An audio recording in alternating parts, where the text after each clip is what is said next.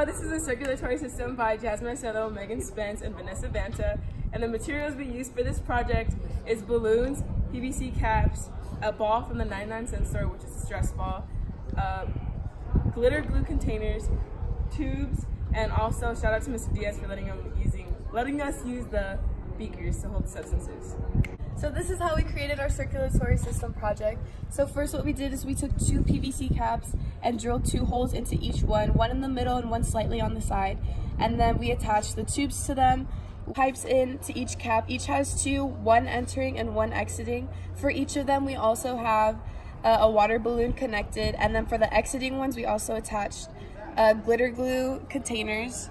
And then after that we attached the pipes to each section, and then we took a stress ball like this one, cut it in half, and then we took our PVC caps, measured them, and cut out a little hole on each side to attach the PVC caps to.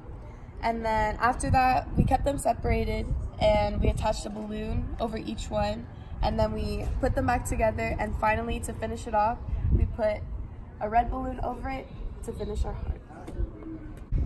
This is how the project works. So, oxygen poor blood is brought through the vein, the superior and inferior vena cava, into the right atrium, which then is pumped into the right ventricle and out the artery into the lung, where then it is oxygenated blood is brought through the vein back to the heart into the left atrium, where it's brought to the left ventricle, brought back out, and oxygenated blood is brought back to the body. Our circulatory system is based off the organ, the heart, which is located right here, slightly to our left, but more towards the center. So it starts with deoxygenated blood going through the vein towards the heart and enters through the right heart. Once it enters the right heart, it goes through the artery to our lungs, and our lungs is allowing us to breathe out, which is the deoxygenated blood.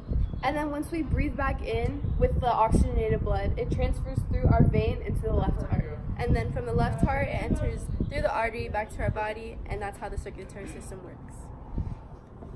Okay, so here's a simple drawing of the comparison between our project and the real one. We already went over how our project works, but basically compared to the real one, our heart does exactly the same thing as it's pumped. Deoxygenated blood is brought through the right side and pumped through the right atrium and ventricle, and then through the left atrium, or to the lungs, and then to the left atrium and ventricle. It is then brought out to the rest of the body. As you can see on the left side, it is bringing out the oxygenated blood, and through the right side it is doing the deoxygenated blood.